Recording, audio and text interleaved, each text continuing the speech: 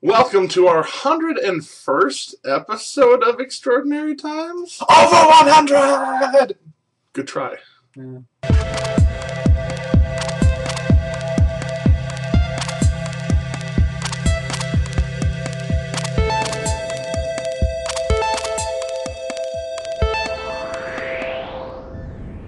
So, welcome. Thank you so much for tuning in.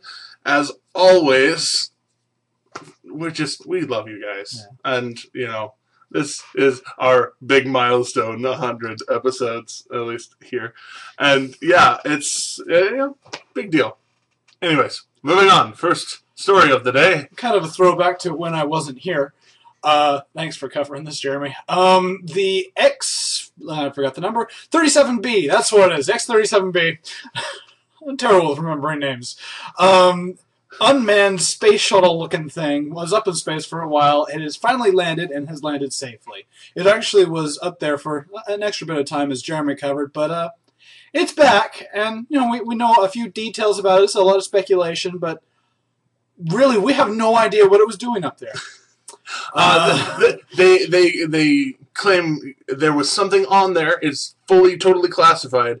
But according to people who track stuff in space, it was low enough altitude and its pathways were of such that it definitely passed over North Korea and Pakistan, right, and places where we're wanting to fight people, and so it's very, very, very, very probable that it was carrying spy satellite-ish equipment and taking pictures or something like pictures of the areas. So it would be really cool if just thought of it.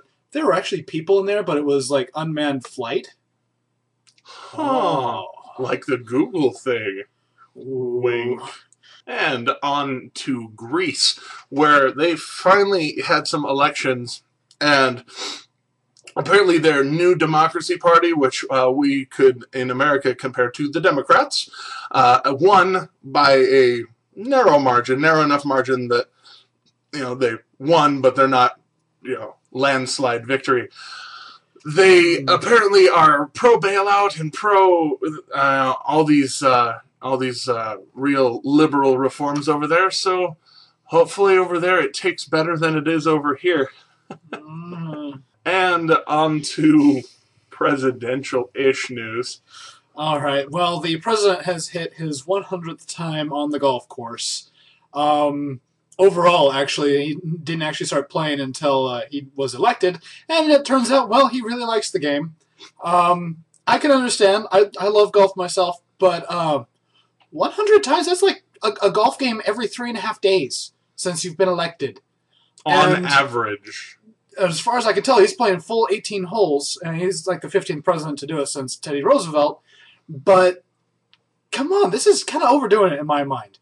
I mean, not as overdoing it as, say, Woodrow Wilson. What did he do, 1,200 rounds of golf. Wow. Ridiculous. Either way, he's now hit 100, and I'm just thinking, it takes me 2 hours for 9 holes, which actually I've gotten a lot better on. If he's doing a full 18 holes, that's a lot of time off. It's hard work being Barack Obama. Right.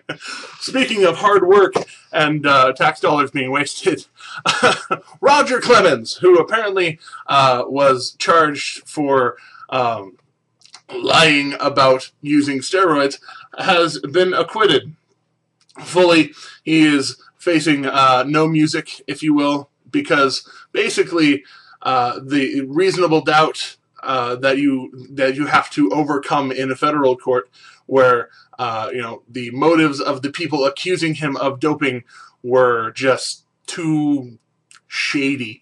So for me, that makes me happy. At least in public light and in court, the Rocket did not use steroids, so I can be glad that he played for the Astros. But let's see, shady accusations coming from Congress? No, it didn't come from Congress. Congress was squashing them. Whatever. Your face. And moving on to Southwest Airlines, to be exact. So there's this woman on a real early morning flight, 6 a.m., and just kind of going through and trying to talk and pass the time with let's see, and I forgot who she was talking to. Boarding agent, very important person, a person who gets you on the plane, just chatting, saying how early it is, and suddenly the boarding agent says, and you can't get on the plane because you're showing too much cleavage. She was going to Los Angeles. From Las Vegas. So, it was rather warm. I've actually been in airport recently, flying back, and yeah, you see people, where they're going because of how much they're wearing. It's kind of obvious. And she didn't even realize what had happened until she turned away, and she was like, wait, you just say that? She said, she basically was told, button up your shirt because, yeah, your boobs are too out there. And go look at the link. I'm going to tell you right now, it's really not racy at all. Yeah. Surprise, somebody overreacted because they were jealous of someone else. I'm just saying. That's the only thing I can think of. The great thing was that this lady did not take it, did not take this discrimination against her voluptuousness. And she just got on the plane and to Los Angeles. Got on the plane with no problem. Didn't get stopped on her way on. Nobody rose any fuss about it, from the flight attendants or anyone else. And basically, they would have had to cancel the whole flight if they pulled her off for that, Yeah, right. And so, Southwest reimbursed her for that flight and gave her some free coupons. So, By the way, she's not going to be flying it anymore. Yeah, right. Well, if they don't like my boobs, well... Our three kind of tragic stories of today. First off, Rodney King, who became famous when he was videotaped being beaten 57 times, I think, by LA police back in 1991, died over the weekend in his pool in LA at 47 years old, which, honestly, I'm going to say he wasn't exactly a role model.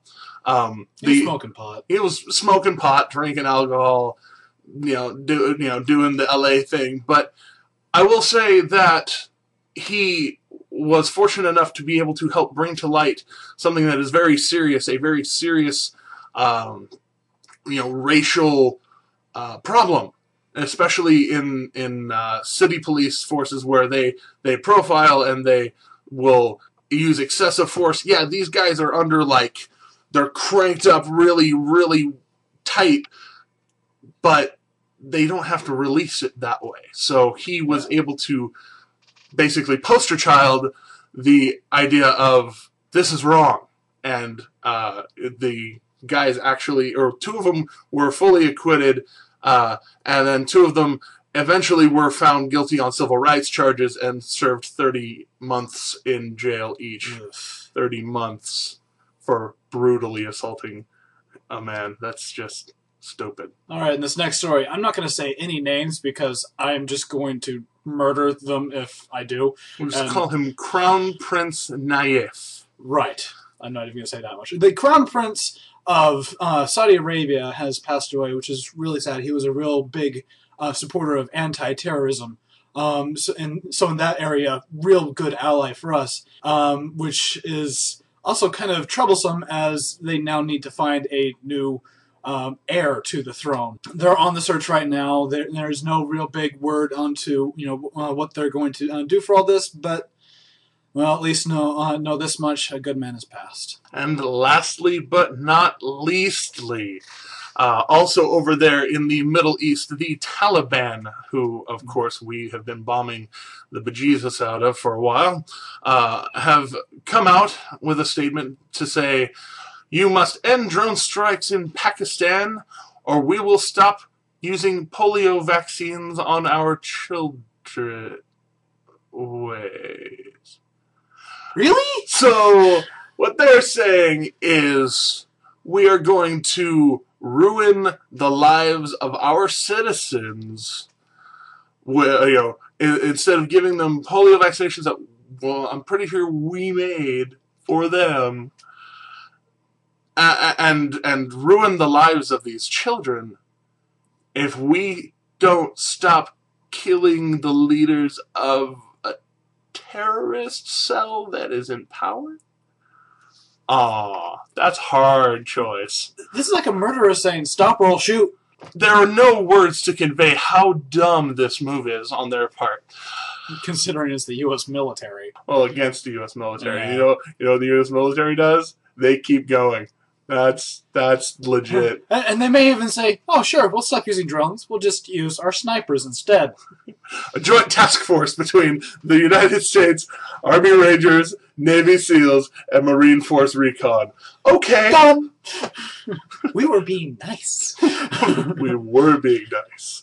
Anyways, thank you so much for watching The Extraordinary Times. As always, like it over here if you really enjoyed it. Favorite over here if you really enjoyed it. Subscribe to us and believe over here if you would like us to get better. And if you haven't already, I'm Jeremy. I'm AJ. Be aware.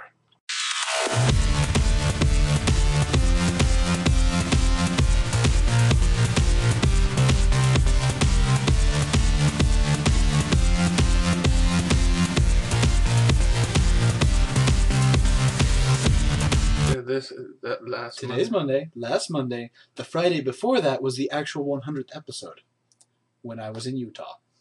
I thought you said this was the 101st. This is on this channel. Oh.